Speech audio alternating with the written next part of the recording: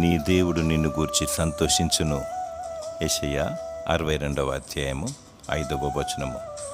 దేవుడు అంతరేంద్రియములను పరిశోధించువాడు, అంతరాత్మలో సత్యము కోరువాడు. ఆయనకు ఇష్టముగా ఉండి ఆయన చిత్తము చొప్పున జీవించినప్పుడు, ఆయనకు లోబడి ఆయన అధికారమును ఒప్పుకున్నప్పుడు ఆయన నిన్ను గురించి సంతోషిస్తాడు, ఆనందిస్తాడు.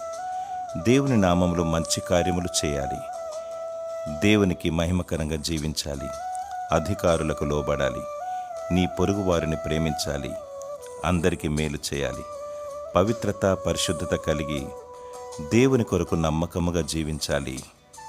దేవుడు నిన్ను గూర్చి సంతోషిస్తాడు. దేవుడు నిన్ను దీవించి నీకు ప్రతిఫలము దయచేయునుగాక. ఆమేన్.